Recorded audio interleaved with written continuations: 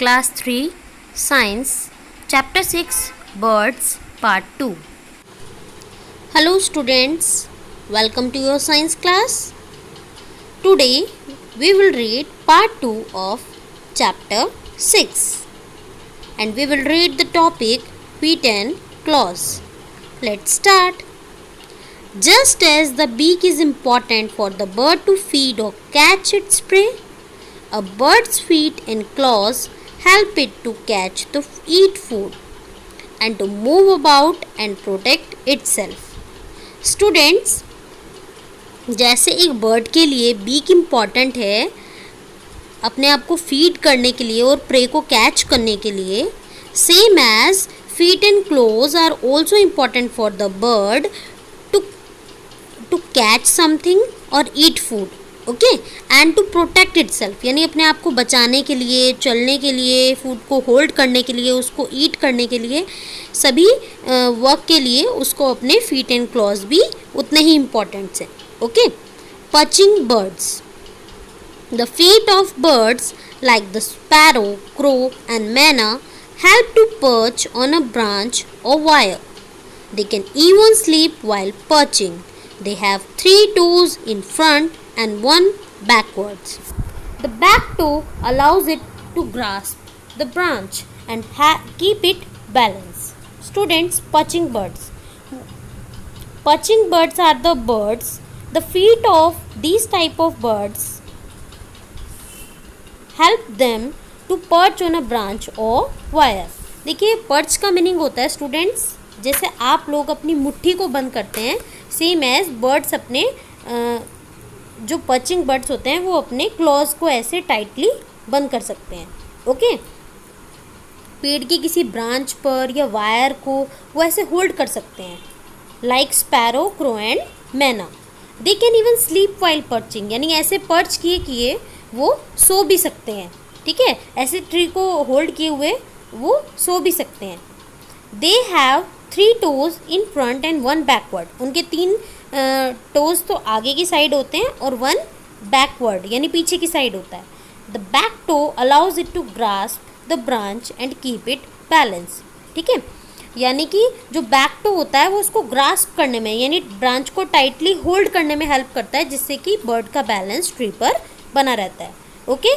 I hope students now you will understand about perching birds. Second,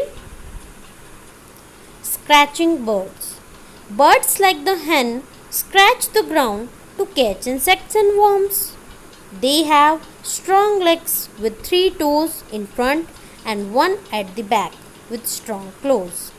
Students, जो scratching birds होते हैं like hen, वो क्या करते हैं, पूरे ग्राउंड को स्क्रैच कर देते हैं, ठीक है, उखाड़ देते हैं ग्राउंड को अपने लेग्स से, सो that they can catch insects and worms, ताकि वो इंसेक्ट्स को, वर्म्स को कैच कर सके. उनके लेग्स बहुत स्ट्रॉन्ग होते हैं. They have strong legs with 3 toes in front and 1 at the back with strong claw. 3 toes आगे की साइड होते हैं एंड 1 बैक साइड में होता है. You can see in the picture also like hands legs, okay. और इनके clause जो होते हैं बहुत स्ट्रॉन्ग होते हैं, जिनकी हेल्प से ये ग्राउंड को स्क्रैच कर पाते हैं, so that they can find their food, okay. Now students come to the next point. Flesh eating birds are also called birds of prey. जो फ्लैश ईटिंग बर्ड्स होते हैं उनको हम बर्ड्स ऑफ प्रे भी कहते हैं, यानी शिकारी पक्षी जो मांस खाते हैं. Eagle and hawk have strong and sharp claws called talons. Eagle and जो हॉक होता है उनके बीक, उनके जो क्लॉज होते हैं इतने स्ट्रॉन्ग और शार्प होते हैं बहुत, तो हम उनको क्या बोलते हैं, we can call them talons. हम उनको टैलेंस कहते हैं. These help them to catch mice, small birds and frogs. और इनकी हेल्प से किस किस चीज़ को कैच कर सकते हैं, चूहों को, छोटे छोटे बर्ड्स को एंड फ्रॉग्स को, okay. Now climbing birds. Birds like the parrot and woodpecker have 2 toes pointing forward and 2 toes pointing backwards. The toe help them to climb as well as hold on to the bark. Students, you can see in these pictures also, यानी climbing birds जो birds होते हैं उनमें आपके 2 birds आते हैं, parrots and woodpecker, जिनके 2 toes आगे की साइड होती हैं यानी forward, and 2 toes pointing backward यानी बैक साइड में होती हैं. With the help of these toes they can hold the branch as well as they can climb on anything. यानी वो किसी भी चीज़ पर चढ़ सकते हैं और ब्रांच को भी होल्ड कर सकते हैं. Okay, you can see in the picture also like parrot and woodpecker. Now we will read about water birds. Some birds live most of the time in water. They are of two types. बहुत से birds ज़्यादातर time water में ही रहते हैं. They are of two types. First is swimming bird and second are wading birds.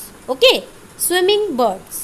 Duck and swan have webbed feet. They have 3 toes in the front and 1 at the back. The 3 toes in the front are joined by skin in between. This is called a web. The webbed feet help them to swim. Students, you can see in the picture also the feet of duck and swan. इनके 3 toes आगे की side होते हैं and 1 toes back side होता है. ठीक है, जो 3 toes होते हैं फ्रंट साइड वो आपस में जुड़े रहते हैं with the help of a skin.